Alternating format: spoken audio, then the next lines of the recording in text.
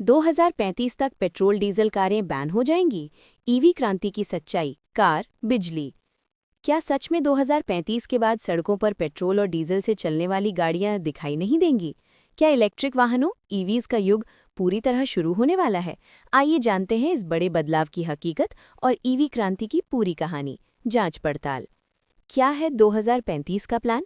दुनिया के कई विकसित देश जैसे यूरोपियन यूनियन, यूके, कनाडा और अमेरिका के कुछ राज्य 2035 तक नई पेट्रोल डीजल कारों की बिक्री पर प्रतिबंध लगाने की योजना बना रहे हैं। इसका मतलब है 2035 के बाद नई आईसीई यानी इंटरनल कंबस्शन इंजन कारें नहीं बिकेंगी, सिर्फ इलेक्ट्रिक, हाइब्रिड या हाइड्रोजन फ्यूल वाहन ही मार्केट में होंगे। भारत ने भी ईवी मोबिलिटी को बढ़ावा देने के लिए कई योजनाएं शुरू की हैं, लेकिन यहाँ 2035 तक का बैन फिलहाल आधिकारिक रूप से तय नहीं है। इलेक्ट्रिक व्हीकल्स क्रांति की ज़मीनी हकीकत। इलेक्ट्रिक व्हीकल्स अब केवल भविष्य नहीं बल्कि वर्तमान बन चुके हैं। बड़ी कंपनियां जैसे Tata, Mahindra, Tesla, BYD, Hyundai आदि तेज़ी से ईवी मॉडल ला रही हैं। भारत में ईवी ग्रोथ, ईवी रजिस्ट्रेशन में हर साल भारी बढ़ोतरी, बैटरी तकनीक में सुधार, चार्जिंग स्टेशन का नेटवर्क तेज़ी से बढ़ रहा है। लेकिन कुछ चुनौतियां भी हैं। ईवी की कीमत अभी भी ज़्यादा, चार्जिंग इंफ्रास्ट्रक्चर सीमित, बैटरी की लाइफ और रेंज को लेकर सवाल। सरकारें क्या कर रही हैं?